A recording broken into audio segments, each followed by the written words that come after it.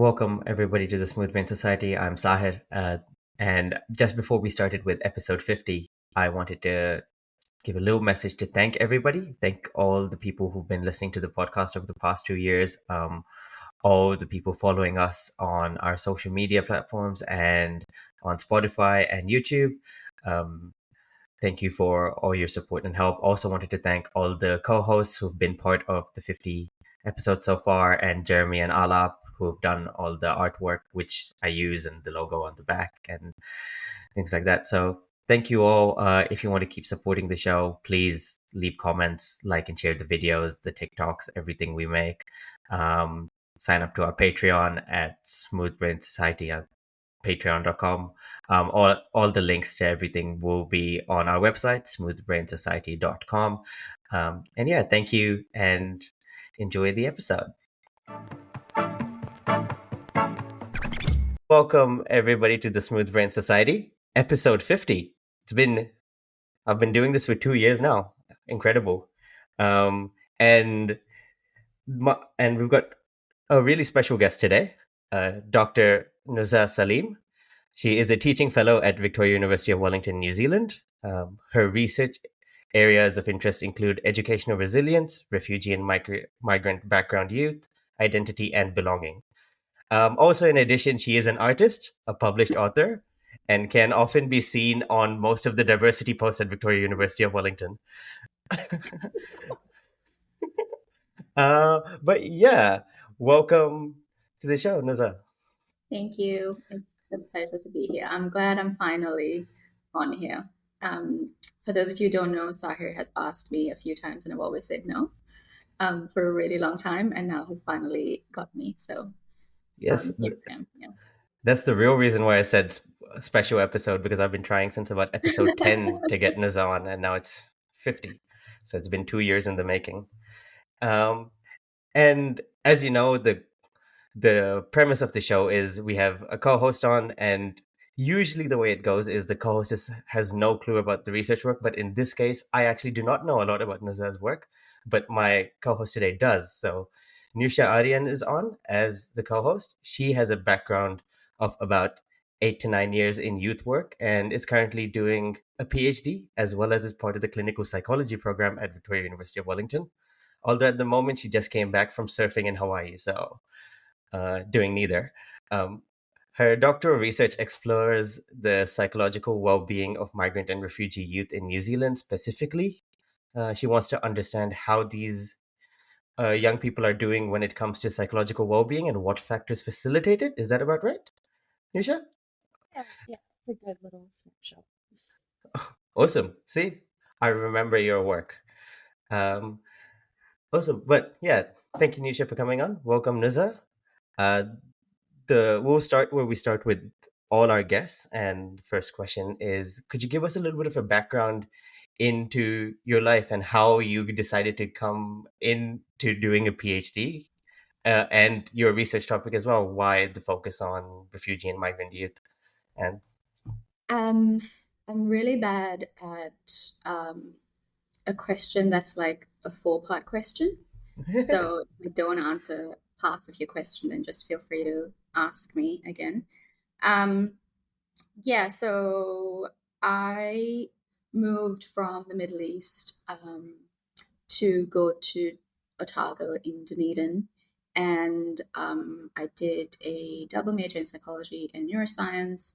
And then I did my honors, and you get to that point in your life where you're like, well, what am I going to do now? And I was kind of sure that I wanted to go into research, not 100%. So I took a year off and I did some research assistant work in my supervisor's lab at that time. And I was kind of getting more and more in touch with, I guess, because of social media and that kind of stuff, learning more about the refugee crisis, especially after Syria, and more people were crossing or making that Mediterranean crossing. And one of the pieces of information or world news that kind of like made it to my Instagram, because my Instagram at the time was very curated to just like fun things, was the picture of the little boy washed up on the show in Greece. And I think that really stayed with me. It was just one of those things I couldn't shake off. And more specifically, actually, there was a picture I remember, like an illustration of all of these world leaders kind of like standing over. I don't know if this was like a really famous picture at that time, but it was like a picture that I saw of all these world leaders essentially standing over an illustration of his body washed up on the show. And I think it was very much symbolic of the world refugee crisis, in that it goes ignored a lot of the time by um, people in power and government officials and those kinds of things. And so I guess following that, I essentially had this decision to make around, I like research, I can carry on doing neuropsych, or I can shift into something else. And I just decided to do this complete 180 shift. Personally, on a personal level, I really needed to move out of Dunedin. It was just getting far too small for me. And most of my friends were up here in Punaki anyway, so I moved up here. There was the CACR, or the cross cultural, what does it stand for? Um, yeah, sorry, when it'll come to me and I'll tell you. Um, it's a research center essentially that does cross cultural work, and so I moved up here to be a part of the center and do that kind of work um, here. Does that answer your question? Did I answer all of your parts? Yeah, you answered every single part. Oh. That was very impressive, actually. All right. But then even within that, now that you moved from say neuroscience work to cross-cultural work, even within that, you'd have to sort of pick topics or pick sort of what you want to look at or how you want to look at something. So how was that journey as well? Because I feel somebody who's been doing neuroscience, like you said, it's 180. So how was that process as well? How was that shift into? The first thing I want to say is that I quickly kind of realized that my research was not cross cultural. So it's one of those like learnings that you take away, right? Like you think that you fit in somewhere, and then you kind of look at the research that's being done within the center. And especially at that time, I think more so now, my research would probably fit in. But at that time, it was very academically cross-cultural in the way that they were like looking between cultures at certain things, very around, Hofstede's cultural dimensions, like those kinds of pieces of work. And I was very much interested in not really looking between cultures, but looking at one specific group, which was young people from refugee backgrounds. So um, I didn't quite fit in with the CACR, but I guess you could call it like CACR adjacent. Like Yeah. I still had like a supervisor in there, and I would go to a lot of the seminars and stuff. Um, and in terms of switching out of neuroscience, I do remember it being like a genuine grieving process. Like there was a moment in my brain where I went, oh my God, I'm never going to be able to actually do or like work with like brains, or like I was in neuropsychology, so a lot of like sensation perception, that kind of stuff. And I just remember going, whoa, I'm never going to be able to do this again.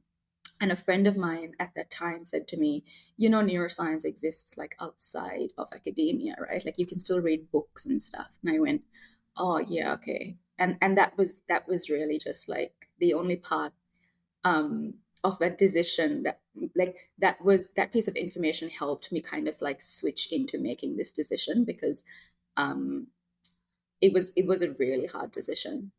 It was really hard for me to switch out of something that I loved towards something that I felt I needed to do. Um, but yeah, I guess in the end, like the decision to switch into something that I felt I needed to do just matched better, aligned better with like a value system.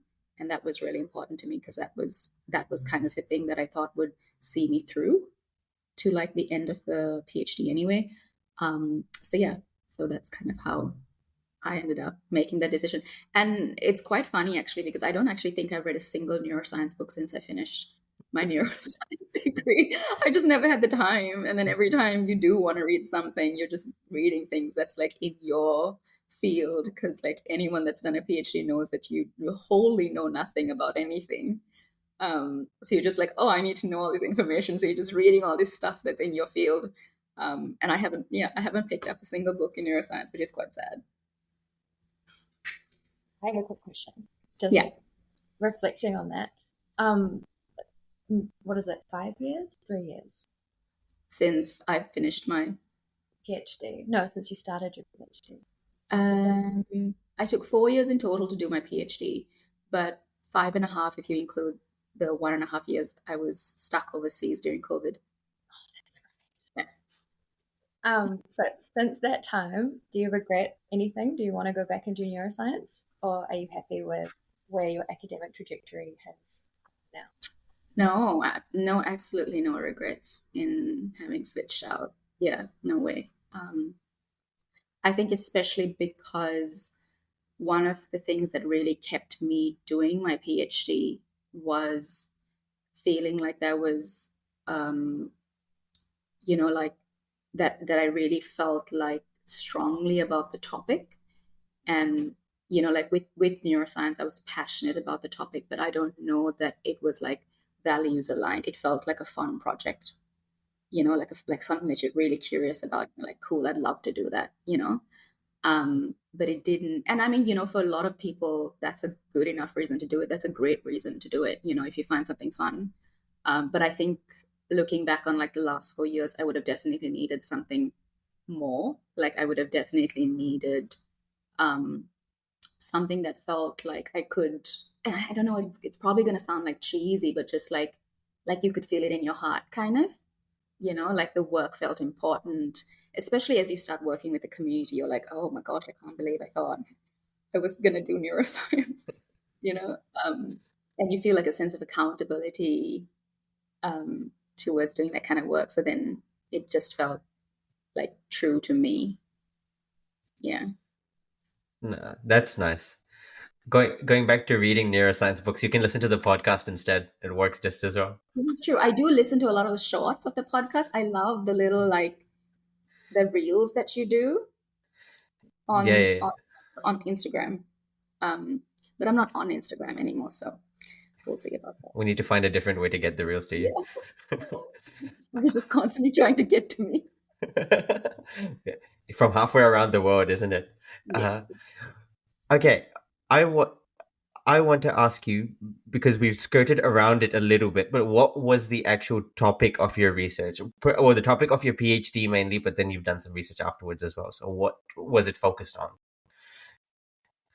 So I'm not going to tell you the topic of my thesis Yeah, yeah. because I wrote the topic of my thesis as the last thing I did before I submitted my thesis. And anyone who submitted a thesis knows the headspace you're in before you hit that like submit button. It is not a headspace where you want to type any more words. And just as you like type a massive discussion and they're like, now summarize this whole thing into 15 words, I was like, and then it's actually quite funny, in my examiner's feedback, one of my feedback was, this is a really amazing thesis, but can we please change the title? So I did end up changing the title to something that is much more of like a mouthful. But it is around young people from refugee backgrounds, and specifically here in Aotearoa, and what it is that they need to have like successful resettlement, and to thrive in schools and within the education sector. So not just schools, but like university and that sort of stuff. So that's kind of broadly what I looked at. Did you have a follow-up question? I'm going to ask a follow-up question now. So when you say you looked at what they could do. So was your research more about outcome focused, as in how certain things can be fixed, or was it more about describing the problem or the issues faced or the barriers faced by people or refugee migrant youth? Um, So when I eventually switched into, sorry, I'm going to have to give you a little bit of context to then tell you what it's about. Of course, of When I course. switched into doing this Mahi, I, obviously I had no background in it. Like I didn't have a political science background. I didn't even do a single social psychology paper in undergrad. So I had like zero knowledge. And so obviously like Googling a lot of this stuff to learn and then meeting people in the community and that kind of stuff. And I was very aware that there was like this discrepancy between what I was hearing from people in the community and what I was reading online. And so that was my first little bit of, oh, what's going on here?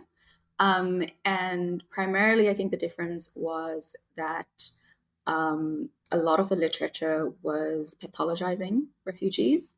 A lot of it was around like PTSD, trauma, um, like like depression, anxiety, those kinds of things.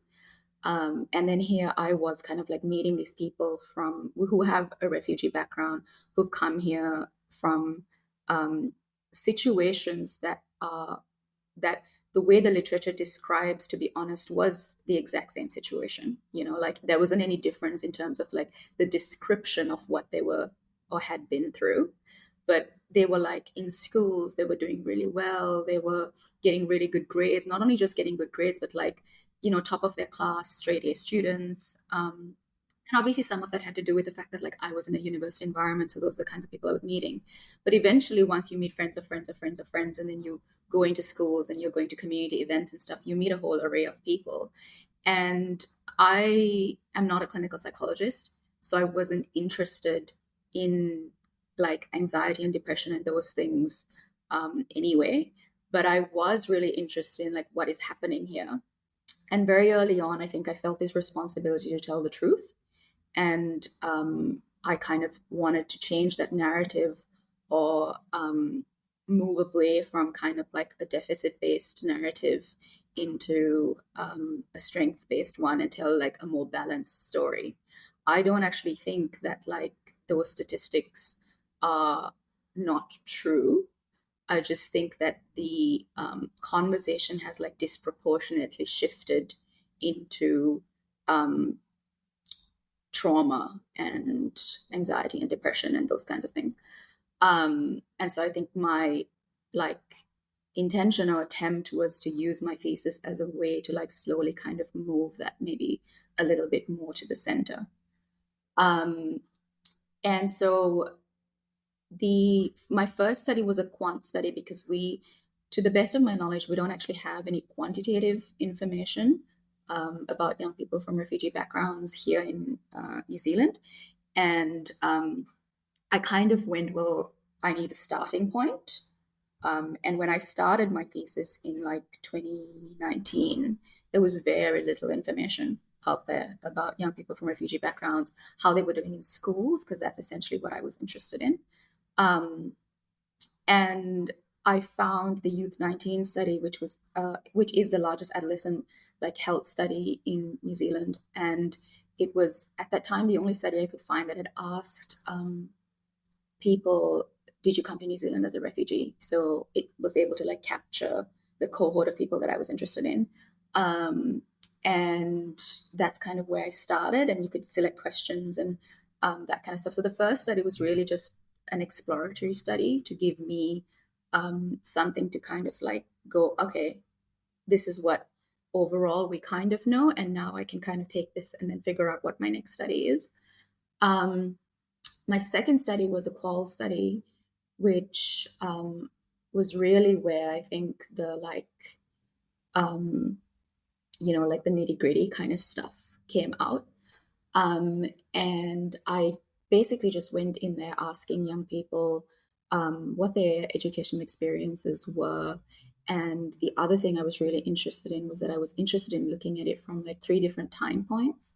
So again, the way that young people from refugee backgrounds, or even just people with a former refugee background, like adults, um, generally get surveyed or sampled or whatever is once they're in a Western context or a post resettlement context. That's what we call it, like just a context where you have gone from your native country, you've moved to a transmigrational point, and then moved to a Western country and I kind of generally the literature will call that Western country a post-resettlement context, and then everything else is pre-resettlement. And so I really just wanted to look at all three time points, because I kind of went, well, it's really weird that someone would ask about your life at this specific place as if like nothing else had kind of happened or like led up to that point. Like that's not even true for any of us, like that's not true for someone that was like born and raised here, who's in high school. Like if you just ask a high schooler what's happening in high school without kind of gauging what's happening in like middle school, that's really weird. And so I really wanted to know like what had happened in their native countries for them to move. And I also wanted to know like, and this came up in interviews, which was just an organic way that the interviews would happen, I think. But like who are they as a student in their native countries? Like we all got to have that experience without any disruption, right? To some extent. And so there's like this, like who were you as a young person when you were just being raised without any like pressures of like war, conflict, or whatever. And so I asked all those three time points. And then my last study, which Niusha was a part of, which was really great, was an application study. And that study was entirely because I felt obligated to give something back to the community and move away from kind of extractive research methods that academic research is just so well known for. And so I used a lot of like social psych theory to develop a game, and then tested the game. And so my third study was kind of a piloting of that game. So within the field, there's sometimes kind of ethical concerns around asking about pre-journey and journey, experiences. So is that something you kind of thought about, just in terms of how it can be used later on, once you've collected that data, how that data can be used to kind of affect people's kind of immigration applications and so forth, and a whole host of other things? Is that something that you kind of thought about? How did you navigate that? How did you kind of mitigate that within your question in that study?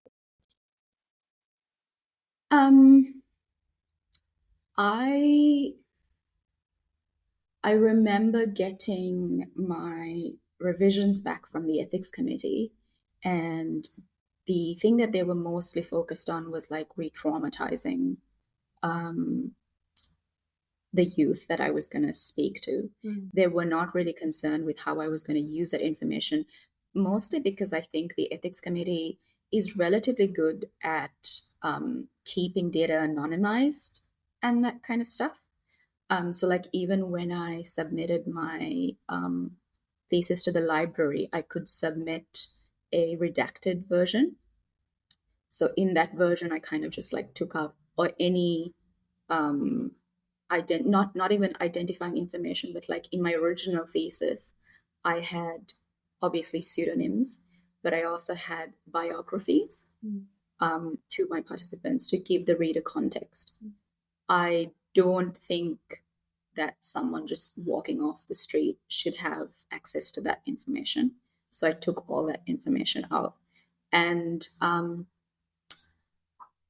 I do think it might, like if you're a person just downloading my thesis off the library and reading it, it might be a little bit difficult to follow, because I kind of wrote a lot of it based on the fact that the reader had read that. But again, it came down to that, right? It came down to like, I don't want people to be able to access this information and to put my participants in a situation where they might be able to be identified. And just kind of constantly, I guess, like keeping that at the back of my mind, being really, really clear over and over again with my participants about like where this information is going to go. And then also just like giving my participants things like not just their transcripts, but like parts of my thesis to read and like decide if they're okay with kind of that being out there in the world. I think it's just being careful and being open with your participants and like just transparency. Yeah. Does that answer your question?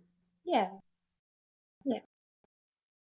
You brought up a lot of different points in your answer there, and there were so many different topics which I wanted to touch on. The first one which I wanted to touch on was also links back to someone who had come on when we had done a refugee special episode, Kodrian Ishai. I think you know him. Um, and he spoke he spoke a little bit about how trauma is often used. He hates the idea that trauma is used, but he says that trauma is often used as a key source for funding for for anything refugee related.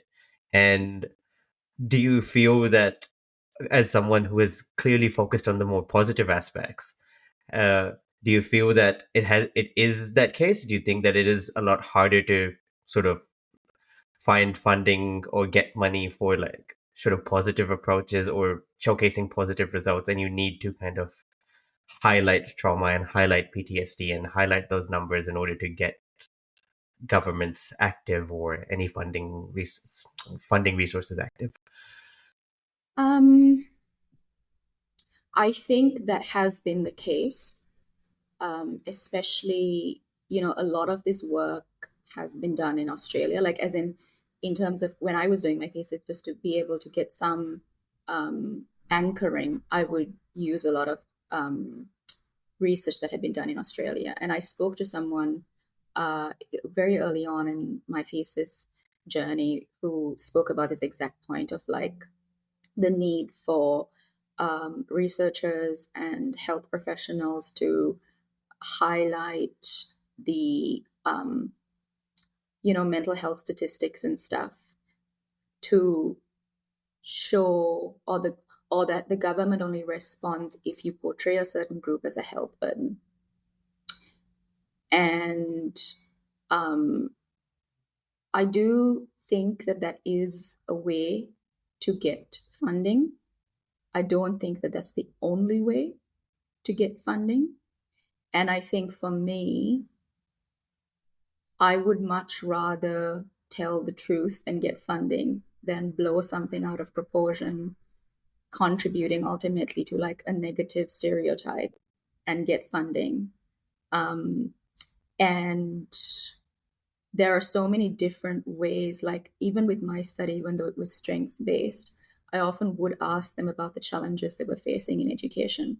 And I think one of the advantages that I had was because I went no like just hard pass to all the trauma stuff, I got to kind of solely focus in education. And it's not like it's all great, right? So they do speak about challenges in education. And I think there is a way that we can frame those challenges in a way that makes it a governmental responsibility to respond to those challenges. Um, and so I think so much of it is also just around framing, right? Like if you're gonna, as a government, decide that you're gonna respond to a crisis that's happening and bring people over here, then it is equally your responsibility to figure out how you're going to resettle these people successfully, right? So, and that's just not just like their health, but their education, their housing, all of those things. Um, and so I think with I think you're right in the way that yes, that's historically what's been done for a really long time. Um, and I think that everyone else now kind of coming up, especially here, because we have so much like great examples of how things have been done overseas, um, really need to think about like what that means in the long term and then move away from it because ultimately at least for me, because I don't come from a refugee background, I think like against some of it is also positionality, right? Like it's fair for Kodrian to say that because he's from a refugee background, but for me, as someone who doesn't come from a refugee background, I think how I contribute the narrative is really important. And so I don't know that I want to tell half truths to get a piece of funding. And I also just kind of want to stay in my lane because, like I said, there are challenges in education that are real challenges that we can use to get funding, because it's not like it's great there, you know? Yeah, yeah. Yeah, so I mean, as you've been researching in this space, working in this space, I mean, I know that you yourself have done some community work while you've been doing your PhD. How have you found, I guess, some of your learnings around like what supports there are for young people, you know, refugee youth that are coming to Aotearoa? Are they well supported?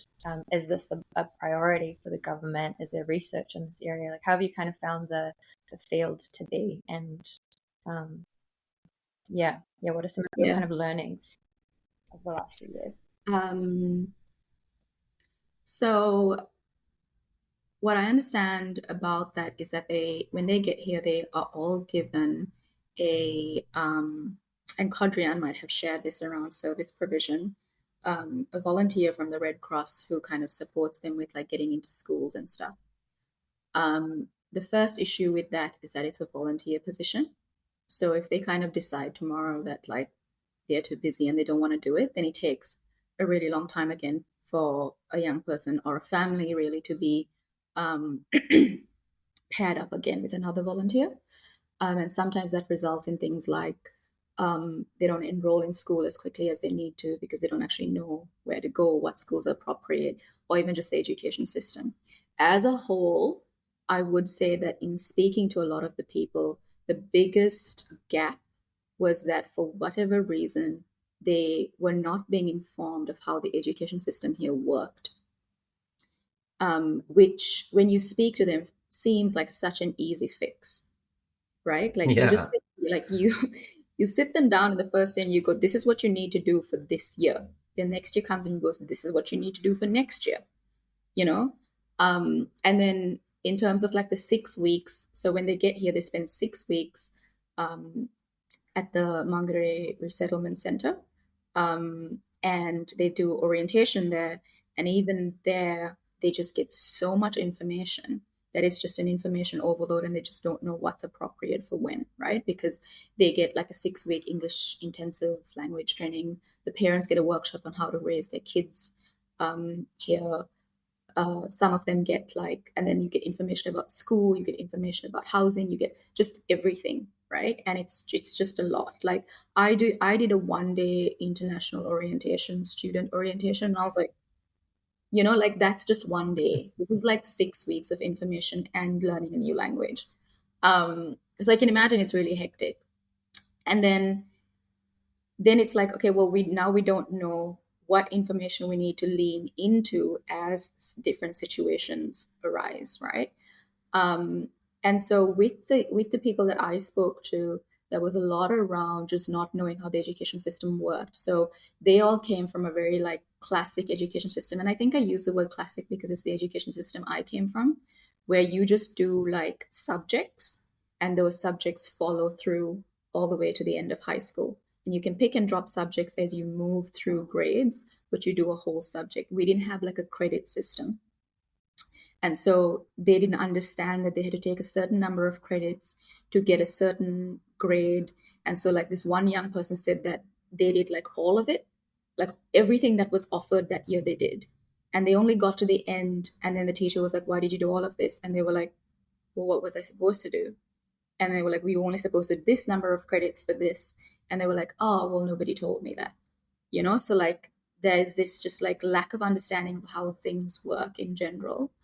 Um, I do think that in terms of like post high school, there's quite a few scholarships I've been seeing come up for people from refugee backgrounds, which has been really cool.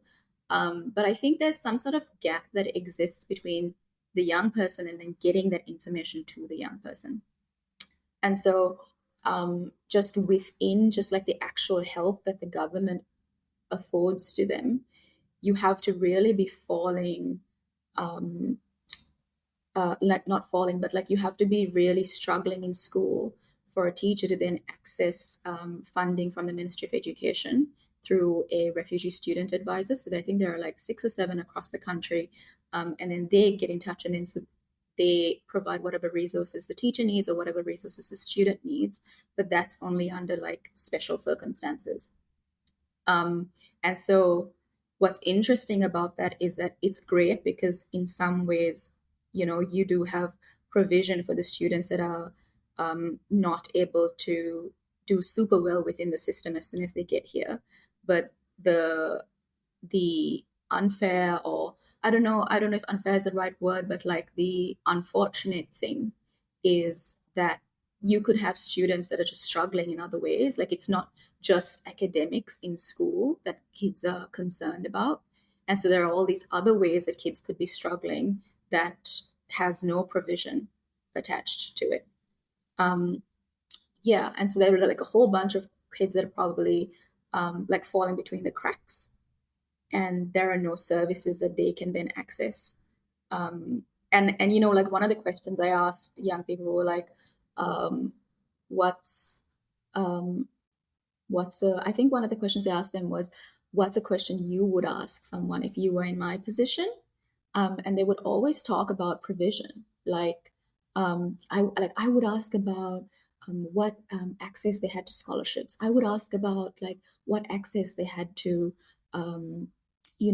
tutors and doing homeworks, like that kind of stuff. That's like what they wanted to know about. Yeah, so there's a real need there for other services, and like everything else, I heard of like homework clubs, all of that was like community put together. Like someone in the community realized they didn't have it, put it together by community members, volunteers doing stuff here.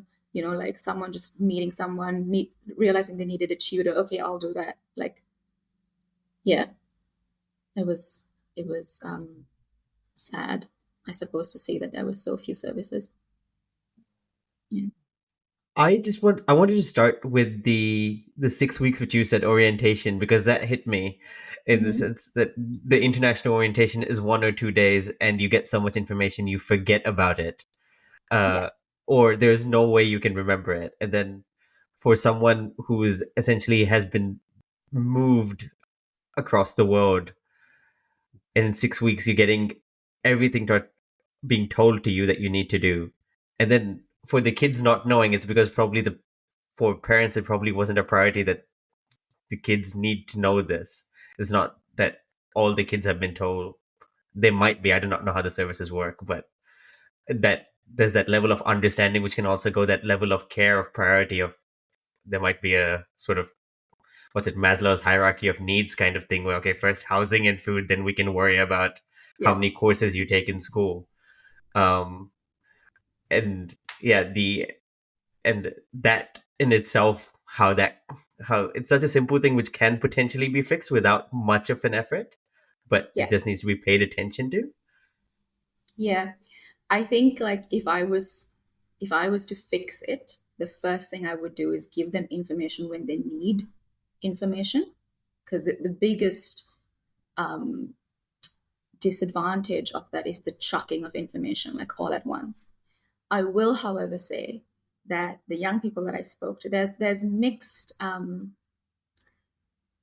feelings about this, because the overarching message you get is that it's awful and it's too much information. But when you speak to the young people, a lot of them said it was really nice because that's where they made their first friends. Mm. Yeah. And the other thing that I noticed about what they were saying, it wasn't just making friends. It was the fact that they were making friends with people who they saw had been in a similar situation to them. And so there was some sort of bonding in that. And there was a real like sadness with like leaving that place, because once you go there and you're there for 6 weeks, you then get resettled in a different part of the country. So it's not always the case that you would then get resettled um, in the same place as this friend that you had made, right? And a lot of the young people also said that it was the first time they were like beginning to get some sort of like formalized education, and there was so much excitement in that. Like, oh, we're going to school. We can like pack a bag and like head to school, and we're there for X amount of time. Like even if it was like 2 hours and they were just learning English, it was just such an exciting time for them. So I do think that like depending on what age you come here, I think that's a big factor. You are either really excited because you're kind of sensing some level of safety, or you're making friends. And so the information overload is probably something a lot of the adults feel, because they're like responsible for these kids, but also responsible for getting a job, sending the kids to school, um, making a home, I suppose, because they've been putting like, social housing, that kind of stuff. Um, so the information overload definitely is for um, the adults, and I think the kids maybe like sense that anxiety, and then especially because once they get um, reallocated or resettled in whatever part of the country, they then have to kind of think about, like, they obviously want to go to school. Maybe it's not a priority for their parents. Like, I had everything between it took me 2 months to get into school, or like half a year to get in school, to we got put in social housing. The next day, I went to school. Like, so there's such a big difference between the way kids are getting into school, or the time frame of when kids are getting to school. And I think it's a combination of the priority that parents have, and the lack of like someone going, like a volunteer that's like, okay, here's what we're going to do in the week. Yeah, like the week following resettlement. Yeah. Did young people speak about any of, because you kind of know that often with refugee youth, they pick up things and learn things a lot faster than their parents. Like they'll pick up the language, they'll learn the systems, and and it can take the parents a while to do that stuff. And also they're doing a million other things. And so the young people end up kind of taking on a bit more responsibility. Did your young people kind of speak to that a little bit? I don't actually know. I actually don't know what the age of your participants were, and I feel like I should know this because I read your thesis. You're probably like the only person who's actually read parts of my thesis, so it's fine that you don't. I had such a mixed group. So I had between 19 and 24. But it was also like, after I had done all of my interviews, it also became significant to me that I had a group of young people that had been in New Zealand for like less than 10 years, and then a group of young people who had come here much, much younger, so had been in New Zealand for much longer. And so it really depended on like who they were. But in general, across the board, all the young people picked up language quicker than their parents, because they all started going to school.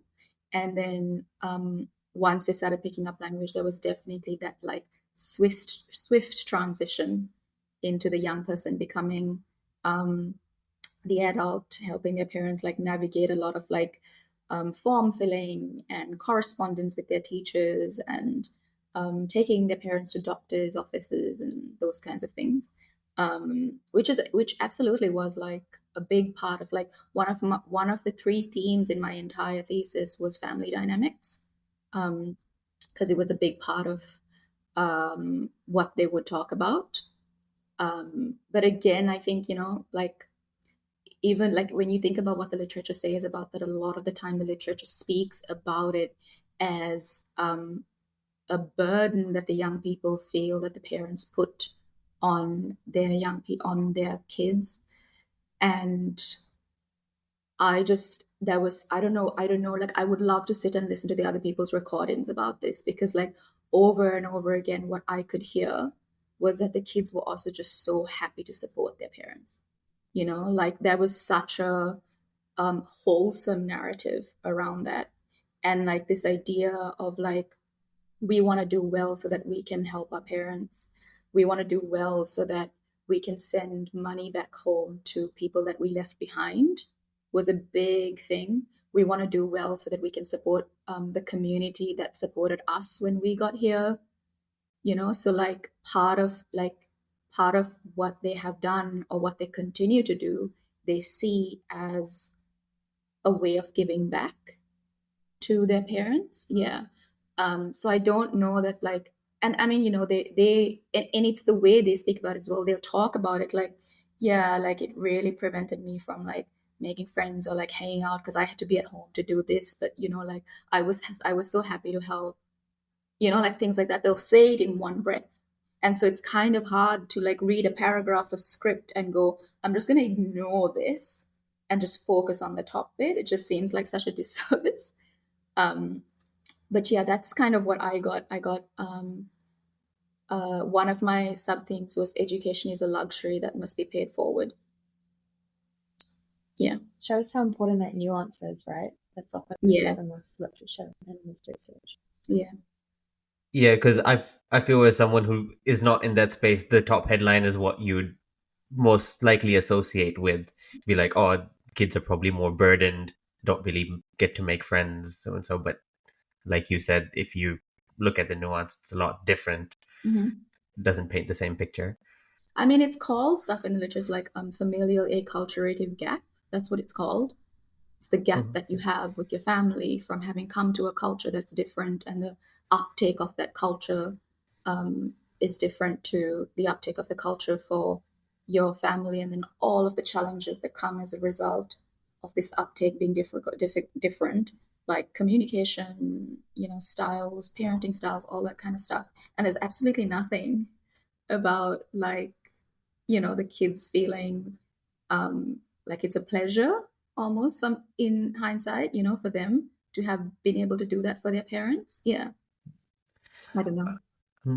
Can I ask then, were there differences between the different refugee backgrounds, so where migrants came from? Were there any differences there?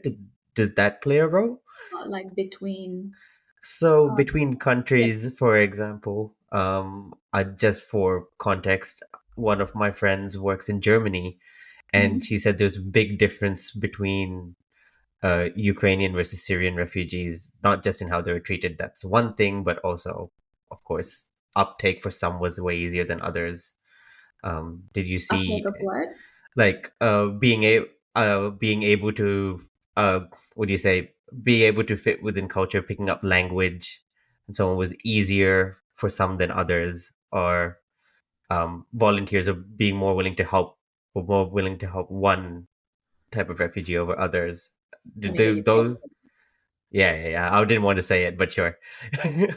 you know. Um, but I Yeah, think my yeah, point, yeah. but my thing, I think my thing was more about just whether the country they came from had an influence on how well they were able to, go through the process. Some communities are a lot more established as a community in Wellington. And so they have more community services that mean that those specific young people just had a lot more support when they got here. So, for example, in Wellington, the Somali community is quite established. And so those who had come from um, like and the wave of Somali refugees happened years and years ago. And so if they had a more established community, then they just seemed to like fit in a lot better because they just were connected into the community a lot better. And I suspect that with Syrian refugees, the Syrian refugees happened like all at once and quickly and big, right? And so, in terms of the country being able to respond, we here in New Zealand have this because we're not so close to the epicenter of the refugee crisis. A lot of the way that refugees come to New Zealand is through UNHCR referrals, and the government going, "Yeah, we'll take that person, that person, that person, that person, and that person." We don't have like waves of refugees traveling across land or sea to get here. And you would think that that means we have better services to support them, but we don't. And so I think maybe that's where some of this, like, oh, we don't know what to do with the Syrian refugees comes from. The fact that the country was just not prepared because they don't put a lot of funding into um, or at least I don't think put enough funding into that level of preparation. And then all of those like extra things is actually done by the community. So like homework clubs is done by the community. Mentorship is done by the community. So the Syrian refugees just didn't have that set up for them. And so a lot of that need to respond was all of the government services, which was like kind of the bare minimum. At least here, that's kind of what I think happened. Was that your question? Yeah, mostly. I think that gives a good idea of probably, because I was thinking more like something which happened in their own countries might influence uh their the way they are, their ability to sort of I don't like the word assimilate, but I guess that's the most appropriate here, or like be able to integrate. Yeah. Um, I would have thought something like that. So, for I example, mean, I don't really like the word integrate either, but usually you have a better I was going to say, what do you think? I mean, just because you used that specific example of Ukrainian refugees and Syrian of what? refugees, Sorry. I'm just saying, Sahir, since you used that really specific example of Ukrainian refugees and Syrian refugees, um, I mean, what do you think, Nuz, in terms of culturally, Ukrainian refugees might have be a little bit more aligned with German culture, and then in terms of like racism and how people are perceived within the country, and how they're received and the supports they're given. Um, Yeah. it wasn't just that. So, racism was one aspect, but the other aspect which I was thinking was, for example, people who had degrees in Ukraine were able to sort of work, while a Syrian degree, or actually, one of my friends from Colombia, a Colombian degree did not hold weight in New Zealand, Yeah. and therefore they could not Yeah. work. One of my friends, again, refugee from former Yugoslavia, his parents formerly, they could not work here, although one was a doctor and then they did something else, but that clearly hampers their ability to integrate, right? So I was wondering whether in the people you met, did that also affect their kids? Because, yeah. None of the young people spoke about, at least to the best of my knowledge, none of the young people spoke about this degree conversion thing, but it absolutely is an issue that we have here. The fact that the process of converting your degree is not just really, really slow, but it's also really, really expensive. So, like, I know, for example, that to sit the dental exams here in New Zealand as someone who's coming from overseas as a dentist, it costs $7,000. And if you have, yeah, like that's a heaps of money. And where do you get that money once you've kind of like put your kid in school? It's like an impossible ask. And also there are things around like if you fail it a certain number of times, you can't do it again. If you fail it, you don't get the money back. You have to then resit it. And then there are like 3 exams, I think, that you have to do to be able to get it. So there absolutely is that like um, lack of understanding that these people are coming with like really great skills, and the fact that we're not creating a system that allows those skills to be translated into something that's usable here or to the standard that we have here. um, and then they can carry on working in the sector, because the truth is we also know that New Zealand really needs nurses and doctors and dentists and psychologists, right? And a lot of our current workforce is going over to Australia. So wouldn't it be great if we could figure out how to convert these people's degrees so that when they come here they can like convert it, start working? I also think that it's another reason why that familial acculturated gap exists. Because the thing is, the young people pick up language not because they're forced to learn it in school, but because they are going to school and they're being surrounded by people who speak English, right? And then the parents end up being in jobs where it's more people like them, so like Syrian, Somali, Ethiopian, whatever country they come from, where those people within their own ethnic groups are um, pulling them into these jobs through contacts and stuff, and they are in the workforce, and so they carry on speaking their own language, right? But like, if you recognize their degrees, they would probably pick up English a lot quicker. Like heaps of teachers that come from overseas, and like another, that's another one, like doing a teaching degree or going into teaching college.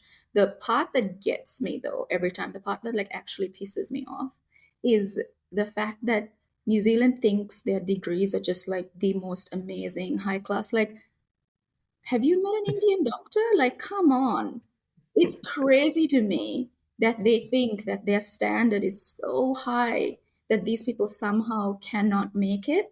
Like partly it's the language, right? Like they've done their entire lives in one language, done their entire professions in one language, and now they come here. But again, it's like, it's weird to me that like you don't want to grasp onto that workforce, like pull that workforce in, get them into jobs that they actually genuinely like. So many tradies, like carpenters and builders and plumbers. Like, I for the life of me have not been able to understand why the government does not want to get onto this like ASAP.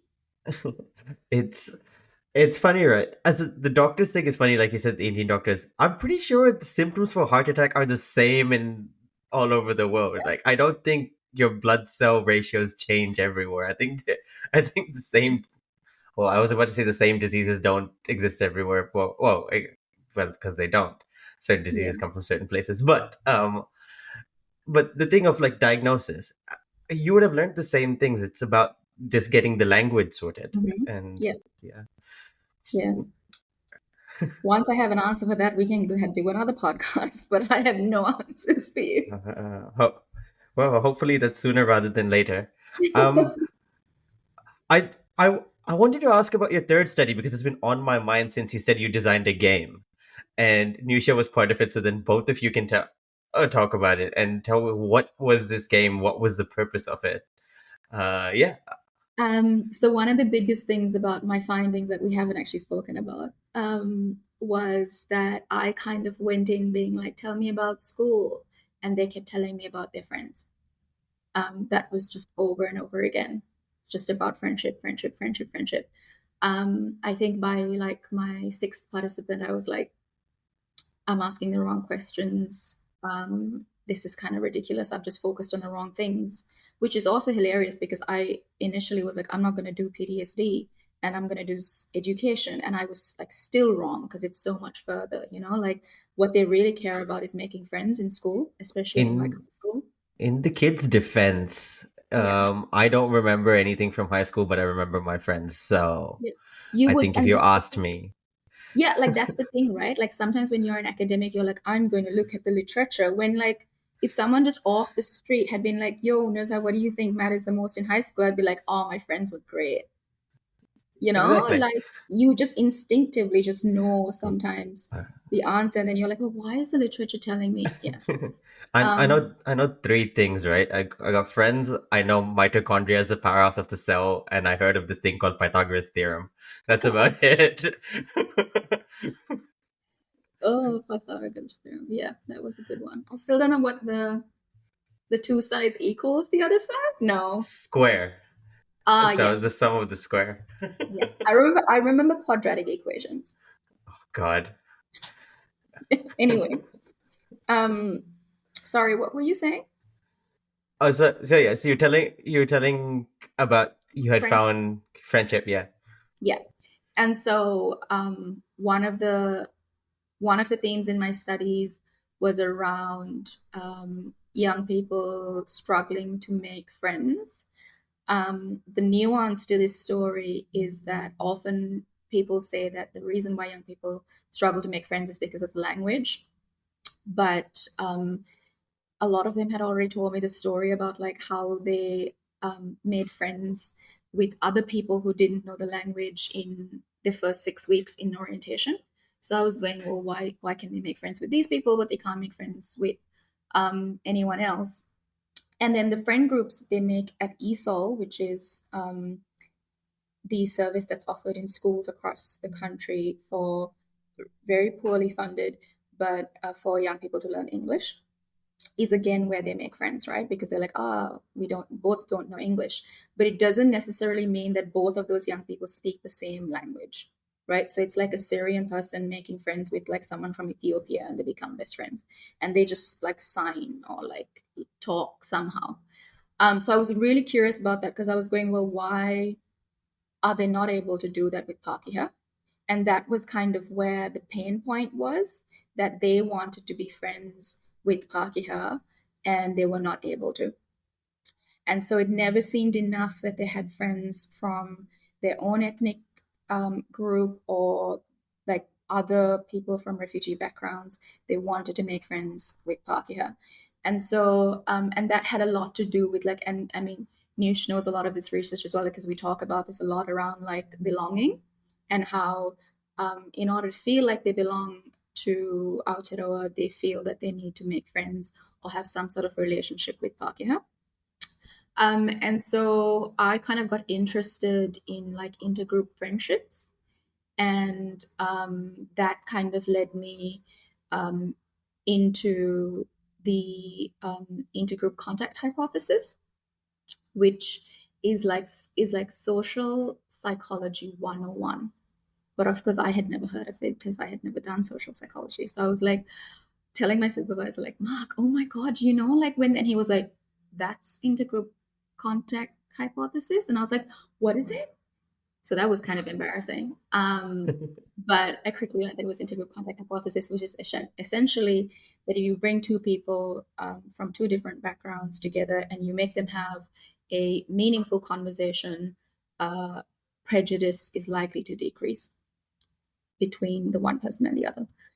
And that can happen like both through like, like even if you like hear about a story about people from your group and another group, um, having an interaction like that just by association, or the fact that you see yourself in this other person, you go, oh, maybe they're not so bad. Like, you know what I mean? Like a direct and an indirect kind of effect, where like where we go, for example, like maybe Sahir, you make friends with someone from Venezuela, and I have a real prejudice against people from Venezuela.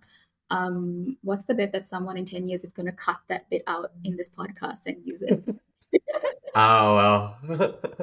And I Nuzha go, hates Venezuelans. Oh well. Damn it. and I go, well, Sahir and I are brown, and so if Sahir is like made friends with that person from Venezuela, maybe they're not so bad. Um, and so I was more interested in kind of the like deep, engaging conversation that you could have. And the entire game is basically based on the intergroup contact hypothesis around young people kind of exchanging stories. Um, and it's again, because there are rounds, there are tokens, all that kind of stuff. I'm not going to tell you how the game works because I have every intention of making this into a legitimate game. Okay, Um, cool. Patent pending. and but yes, but that is like the basis of the game. Nice. Yeah, don't give up more. You need to make money. Yes, yeah, So because that's how I'm gonna make my academia is underfunded. This podcast is not funded, so please sign up to the Patreon. Nice plug in here. games. Yeah. I have a question. Mhm. What was some of the feedback that you got from the young people when you piloted this game with them? Are you asking this like deliberately because you were there and you know the feedback? Yes, of course. Um, so I'm brown through and through, which means that I forget compliments and I remember all the negative stuff. So let me try to remember. Okay, so as in general, they definitely enjoyed playing the game.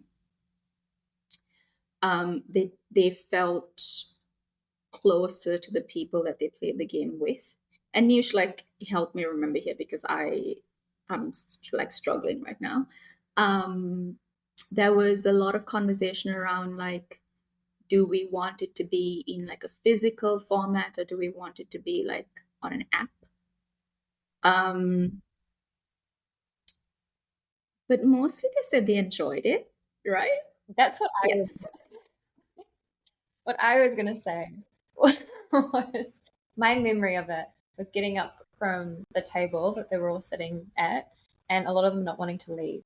and a lot of them being like, wow, like this made me actually just feel so much closer to everybody here. This was really fun. I'd really like love to be able to do this in school. I'd love to be able to do this again. That's what I remember. Yeah, there was definitely a lot of positive feedback. And I think like, you go in and you come out and you're like, oh, okay, these are better ways to like record it. But like when you say that, what I remember is a lot of them exchanging social media handles. And that was really important for me to see because there's a lot of stuff around like longevity of the relationship in the intergroup contact hypothesis. So like maybe it decreases prejudice now, but then what does that mean in the long term? And so like obviously I don't know the extent to how much these people were communicating with each other once they left the room, but the fact that they were interested in, like adding people or adding each other on Instagram. And then I also remember that like there was a ball or something that day. And there was like communication around like, are you going? Are you going? Like just the classic stuff that you would do with friends anyway. And so I do remember that. And I also do remember struggling to get them out of the room. Like I was done. Like it was like 4 hours of on a weekend. I was like, okay, like how, yeah. I mean, I loved having them there and it was great. Like I enjoyed it. But I definitely at some point we had to be like, okay, guys, like now we've reached the end and they had eaten their pizza and everything. And I was like, we really have to go. Yeah, no, it was good feedback. Yeah. Thank you for reminding me. I remember one of the young people, I think, also said that they didn't have any opportunities in their life to be with such a, like that particular kind of diverse group of, because I think in your, I don't know if you did this on purpose, but did you like specifically recruit quite a diverse set of participants from different, yeah. Yeah. So I think they really valued that, and they said they didn't have other opportunities in their life to have those kinds of really deep, open conversations. And I remember there was a lot of learning. Like a lot of the kids kind of were like, "Wow, I didn't." Actually, a lot of the whiter kids, I will say, was kind of like, "Oh, I didn't know, about these experiences. I didn't know that, about any of this stuff." So it was kind of cool to watch that unfold and those important conversations we had. That was Yeah. an my 2 cents. Yeah. That's exciting. I look forward to playing this game when it releases, goes worldwide. Worldwide. You guys are just making me like more excited to actually get it out there in the world because I have been Do feeling a slump. do it. Do it. Because it's been about an hour, we'll start sort of wrapping up. So we've got a couple more questions. You said so much about over the past 15, 20 minutes, we spoke about how much your participants changed and how they enjoyed not your interviews, your games, being part of the project. But the question is, how did it change you? So has your work changed you as a person?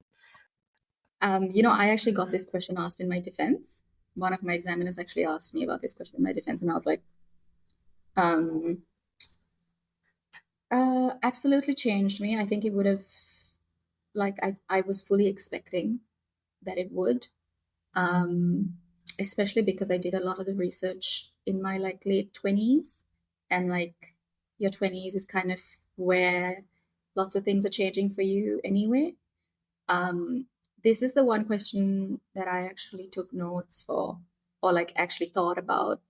I think the ways that it changed me was I feel very strongly about how you do research or how people who work with communities do research, or how I believe research should be done. And I use the word should deliberately. Because of the difference that I see between the literature and the difference I see with actually working with communities. So a couple of those things for me is that I don't believe that you can be a migration researcher without also being in advocacy. I think the two go hand in hand. I feel like if we are going to go into communities and extract this knowledge and information from them, then it absolutely is our responsibility that we're conveying that information to whether it is government or other researchers, or like any other way that it can be done in order to like benefit the community. So I think those two things go hand in hand. The other thing that I feel strongly about is application. I think like academia tends to be quite divorced from converting what we know into resources that can be accessed by the community. So like primarily, and we know this, right? Like primarily the way that we are encouraged to get our information out there is through journals. And I know, like, I mean, that's kind of why you have the podcast, right? Like science communication is really big for you. And I think like for me, it's also about taking all of this information that we have and making it into something, right? Yeah. Like if I went into the community and I found out that they were struggling to make friends, then doesn't it feels silly to me to go, oh well, sorry, they're struggling to make friends. Okay, now I'm like moving on to the next thing that they're struggling with, instead of going like, well, what can I do about that?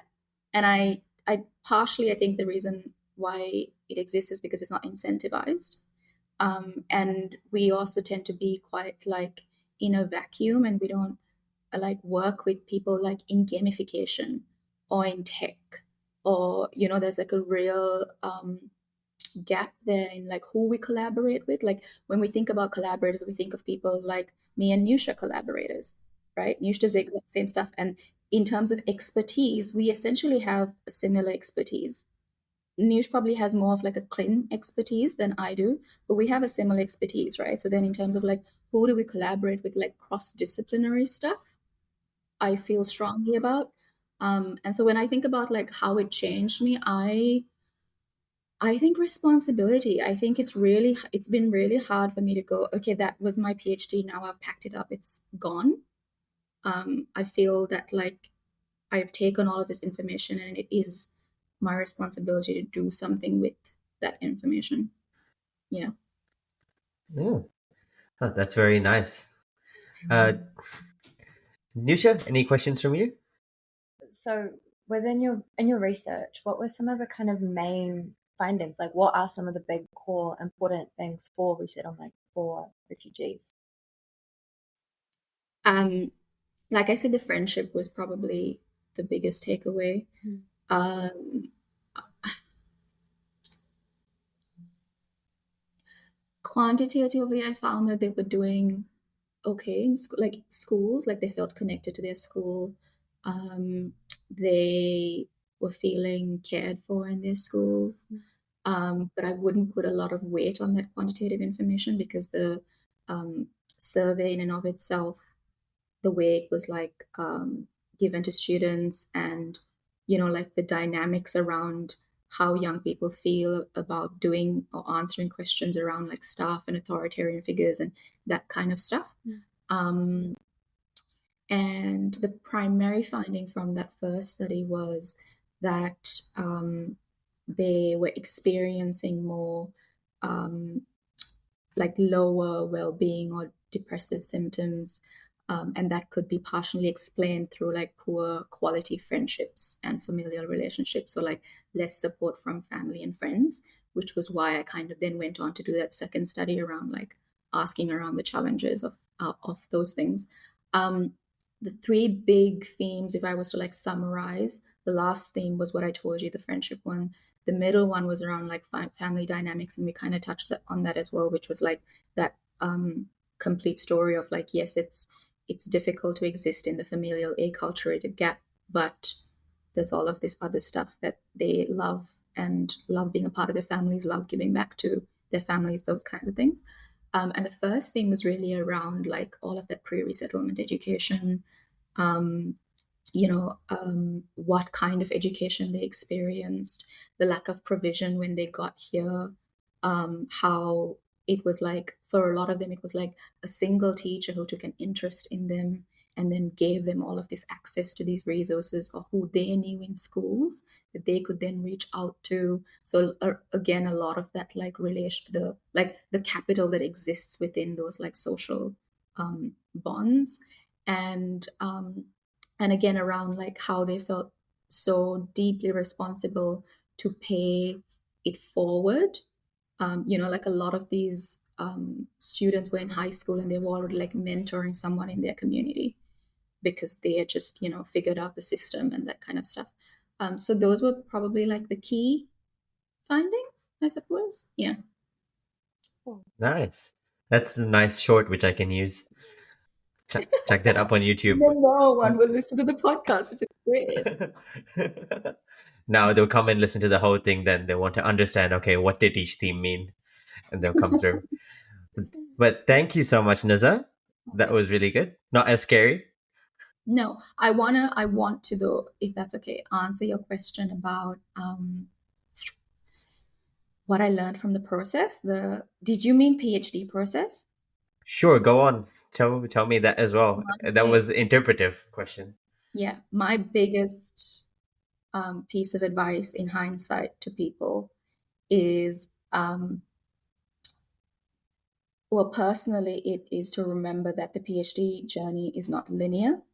I think a lot of us come into doing a PhD as like these high achieving, super ambitious, um, like doing really well in school kind of students, like just studious people. Speak for Um, yourself.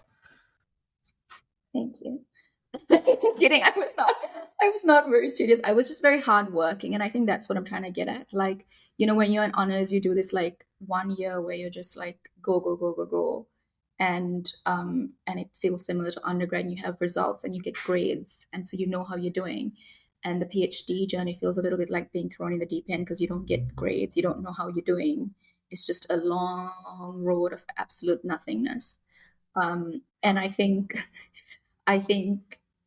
embracing that it's not going to be linear because life happens in the 3 or 4 years that you're doing your PhD, and just being more um, in acceptance, I would say, with that, because it's an entirely different. And people, throw cheesy quotes around like, "Oh, it's a marathon, not a race," but it says nothing. It says nothing about how you cope with a marathon and not a race. Like, how many people have actually run a marathon? Why do people say that? Anyway, um, More and more people on my timeline these days.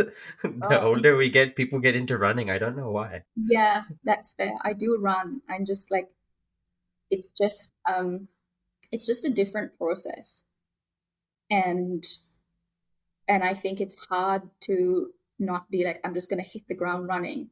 And 3 years later I'm gonna come out and it's gonna be amazing, and I'm gonna be amazing, and I'm gonna have done all of these things. Um yeah, so I think just accept the fact that it's not gonna be linear and that life is gonna get in the way is probably my primary takeaway. Awesome. Niush, any final thoughts from you? I am curious about what you're up to now and where you're going next. So what does the Good future hold in question. store? What am I up to now? Well, I've been a teaching fellow this whole year, which has been an interesting change of, I don't want to say career, but like role, because I went from being primarily like a researcher to now primarily a teacher. And I will be lying if I said that I didn't love it. I really, really enjoyed teaching. It felt like doing science communication every single day. Um, and that has kind of been, in some ways, for me, in terms of career, an absolute disaster because now I've loved it so much, I want to stay in it. Um, and I don't like, academia is really struggling right now. And so I don't know if I will have the opportunity to stay in it, but I really enjoyed talking to students and teaching them the things that I didn't get taught. Like a lot of my course was around how do you use social psychology and take a problem that exists in the real world and come up with a solution for it. Um, and they really loved it. I got so much positive feedback around the content. So teaching has been where I've been at. I was like lucky and got this teaching fellow position, and I've been teaching the whole year. But in terms of like what I want to do next, I definitely want to develop the game further, um, and I am leaning into like the space I want to exist in. Like it always seems like there's one way to be an academic, and I don't fit that way. And I definitely like the space between academia and getting it out into the world and making it into something. Like if someone could just hire me and be like, here's the research, can you figure out how to make something out of it? I'm your girl. Like that's where I want to exist. So yeah, that's basically what I've been up to. Nice. If people have a job open which requires someone to Yeah, look at research and make it into something practical, yeah. hit up Honestly, now. honestly, yeah. Like get in touch with me, like talking about it and then making it into something. I really like community resources. Like how do you help like solve community problems, like marginalized community problems? So don't call me if you like want some techie, like something in tech. I don't know. Like call me if you're gonna use tech as a solution for the thing. Yes, I will. That I can help you. But yeah, Awesome. Anyway, thank you guys. Thank you, Nuzha. That was awesome. Only took 2 years. But maybe I'll come. Maybe part of my science communication dream would be yes, being like being on as a co-host or something. go Maybe. on. Yes. Well, we can start that off when we interview Niusha on her work next time. That would be a Yeah. good start. We'll see. That's where your 2 years of experience starts. um, don't worry, it starts today. Okay, take a note. Just start But taking notes now, Nish. yeah, exactly. Oh, thank you so much, guys. Yeah. Hope you guys enjoyed it. Thank you, everyone, for listening as well. And yeah, until next time. Goodbye. Bye. Bye.